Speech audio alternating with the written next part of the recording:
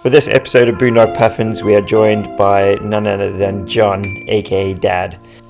Don't let this children's pastry box fool you. He has been riding motorcycles since before he could walk and is a massive motorcycle enthusiast. So we start a road trip just as I seem to start all of my road trips, on a boring ass motorway. The trip to the port went very smoothly, except for the fact that John lost his earplugs. He had to cut out the padding on the top of his helmet for his new helmet so it could fit properly, and there was an incident with a gravel patch at a red light, which we won't talk about much further. A man in a yellow jacket points us in the direction of the ferry. We then dock the ferry successfully through the rear beak section of the boat. Before being directed by a Frenchman named Jacques, I'm just assuming that's his name, we turn into the place and he shows us onto the ramp, and then I rev it like an absolute noob to get on.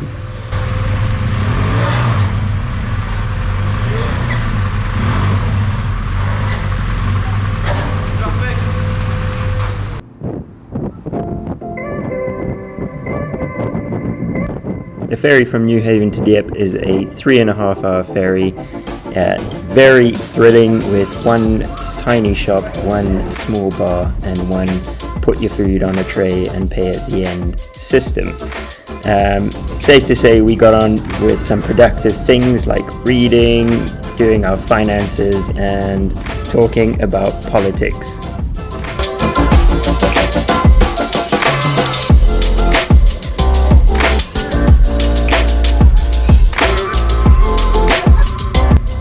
After Dieppe, we drove south along the coast, heading towards our first campsite, which is a campsite called Rivage, which is a lovely French campsite near the town of Dieppe. We had some nice scenery, drove over a big-ass river on a big-ass bridge, and headed down south. We got to a toll gate after the bridge, lined up diligently with the cars, and then confusion ensued when a French woman started yelling at us. After much deliberation, lots of pointing, yelling, and other drivers telling us where to go, we realized that we actually had our own little motorbike lane. So it was completely free and just reiterates that motorbikes are awesome and the best and are amazing.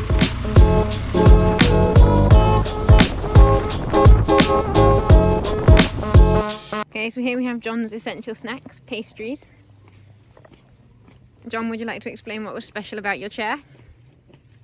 Got a built-in footstool. Tom's trying to put together mattress, and you can see the sea. A glorified slave. I've been ready for a long time. Yeah, right. You should have seen John putting together his mattress. Tom, what you doing?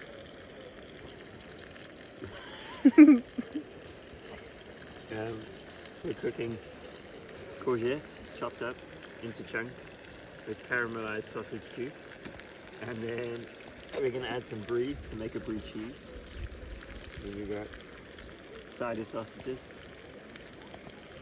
and John cooking us a mean steak that's going to be bloody well done on one side. It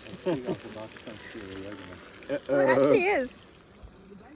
Sheep a seagull.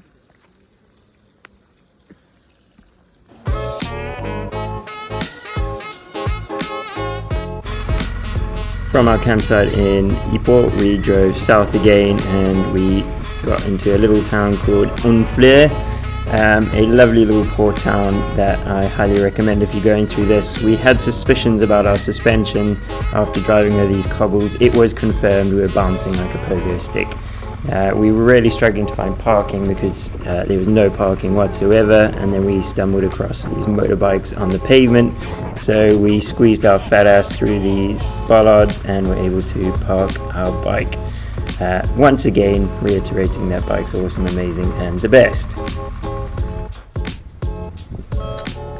After accidentally leaving the GoPro on, I got this very extreme shot of me sitting down on a wall looking at a port. Also got evidence that I can't even leave my helmet in the right place.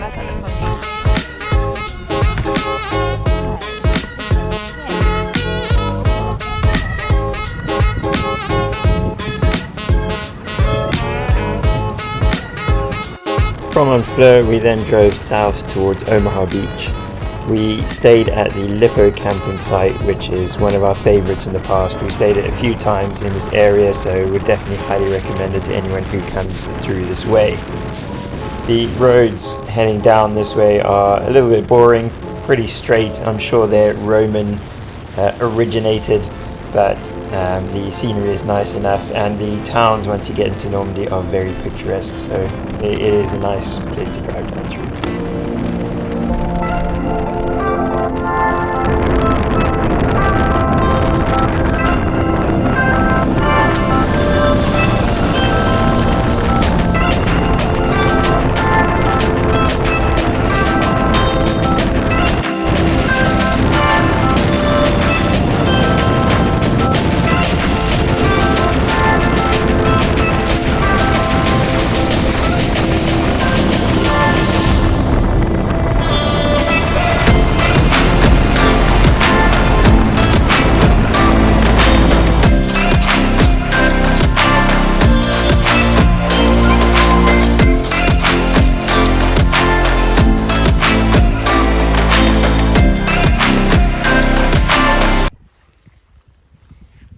It's raining. How do we see if this is going to work? Tom's looking fashionable. And a wild John emerges.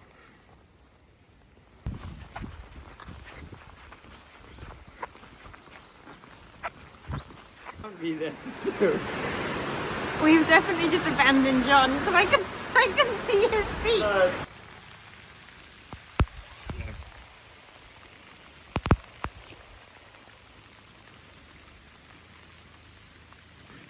Tom is happiest. We're just gonna go draw some money from the ATM for some pizza. Woo, show some happiness. Living the dream.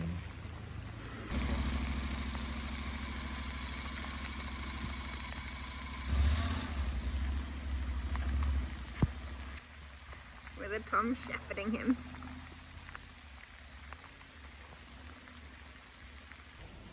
John has gone to the ATM in the pouring rain to get some cash so we can buy some pizza from the pizza van, which is just across the road, and he's being a trooper.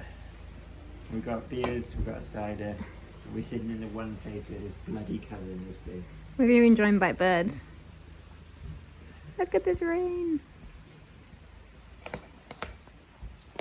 So I'm going to go ahead and open a beer Without John. because it's been a long day. Oh. You're not advertising for them. I'm kidding. We're not sponsored by them. I just want to make that clear. Much as that would be great. You can't really see it in there. I know, it's really depressing. No, look, if you look here, you can see it. There we go. Cascading down. It sucks. And what else is happening? Well, today started promisingly, if you discount the night of gale force winds and torrential rain, but that's what we love in camping. We went for a run, and then we've sat and not done very much. What happened to your beer, Tom? Knocked it over when I was trying to look less like a yob by moving this pack of beers off the table. Yeah, we ended up looking more like a yob. Yeah, we spilled beer. But don't cry over spilled beer. Actually cry over spilled beer. What happened, Thomas?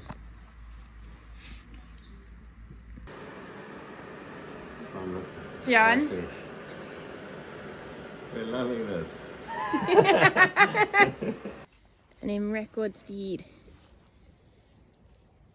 Pretty much packed up in the one gap in the rain. Woo. So after 2 days of getting absolutely drenched by non-stop rain at Omaha Beach, we decided to get ourselves a little Airbnb, which was in an old chateau. It was just a big sort of living room with some rooms to the side, so we're able to dry all of our kit, charge everything up, and just reset a little bit after so much misery in the rain.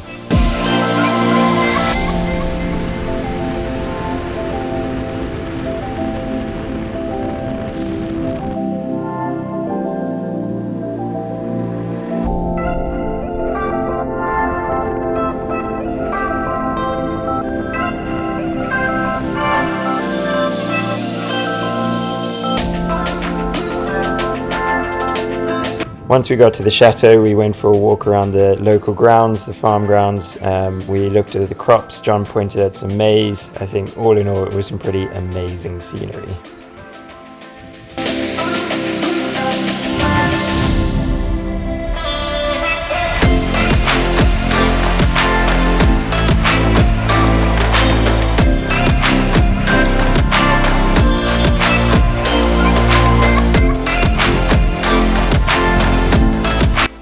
Tom and John packing bags.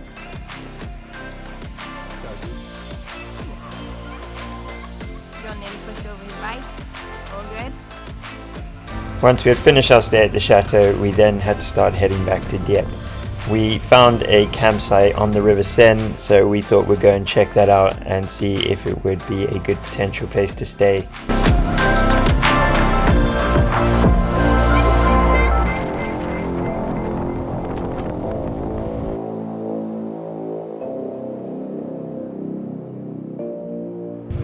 But before we got to the campsite, we needed some obligatory coffee and French pastries. He's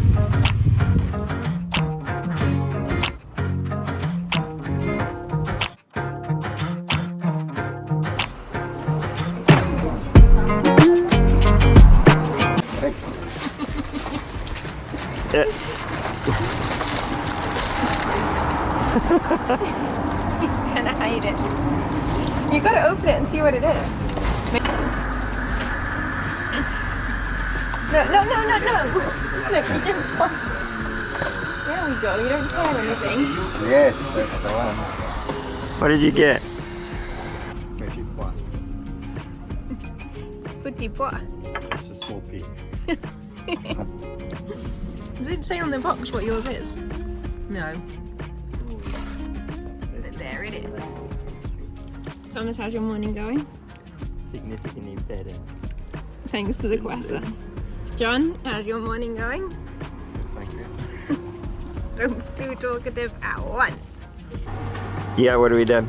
We bought a Euro Millions ticket. If we win 49 million euros. I'm not certain we will, but that would be great.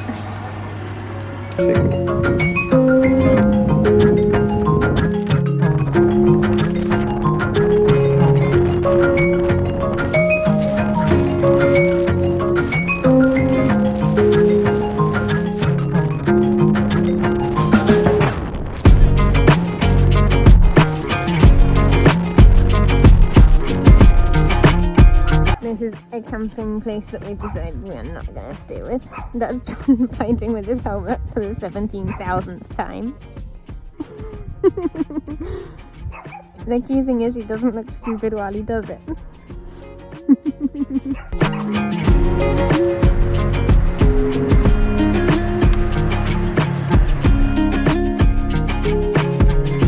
Just stopping for a quick break on the Seine.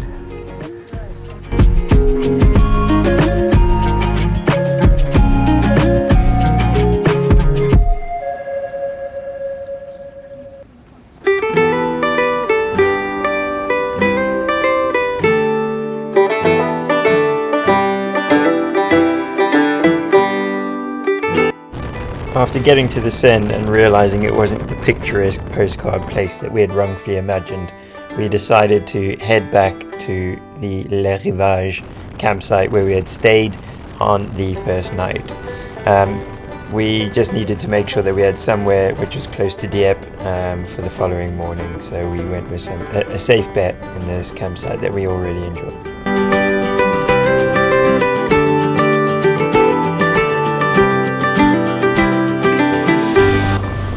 After what feels like climbing the equivalent altitude of Everest Base Camp, you arrive at the top to some awesome views of the North Sea, so really worth getting up this narrow path.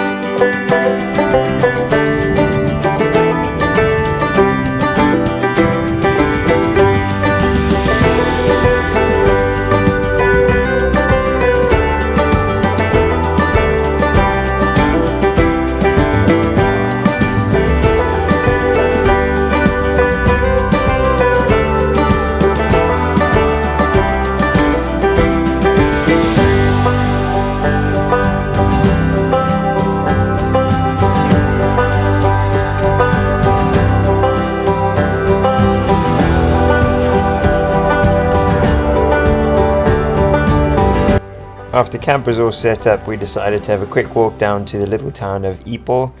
A lovely little town, nice sort of beach vibes. We took in all of the sights that the town had to offer.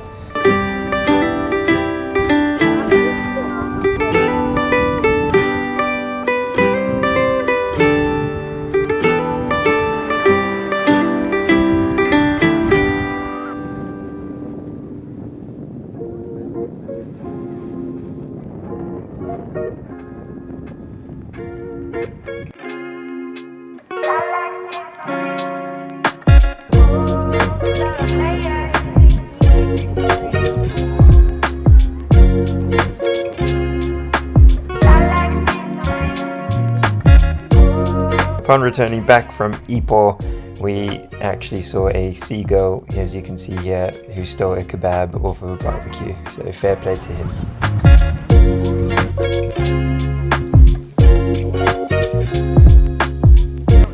After the walk, we settled down for some dinner and chit-chat around the proverbial campfire, which in this case was a jet boil. Honfleur is actually quite nice.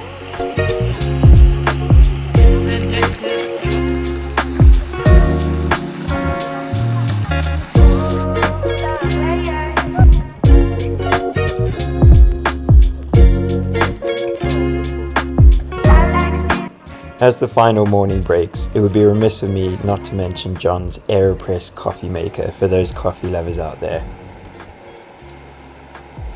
Step 1. Add your coffee into the container. Step 2. Add boiling water into the container. Elaborate pouring of the boiling water is optional. Using the accompanied mixer, mix the coffee thoroughly. I have to do voiceovers for this, see?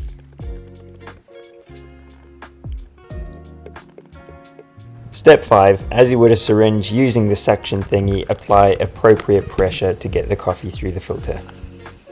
Voila. And as a personal preference, add more hot water, and there you have a convenient, compact camping solution for coffee.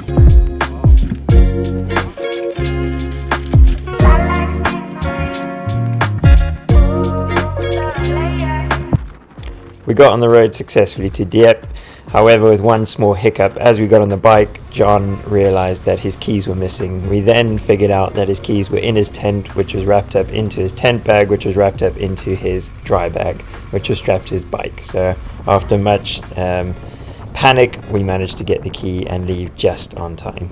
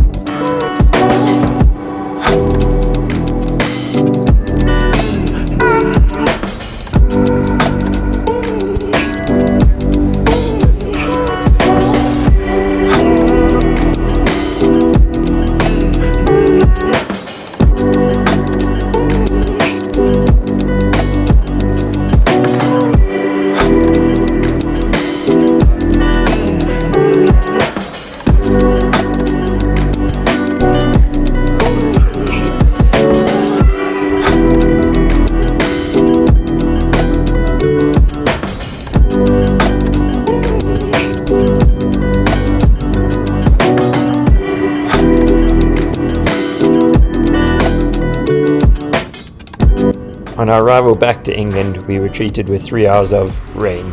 Lots and lots of rain. Luckily the waterproofs held out though, and we were able to get back dry.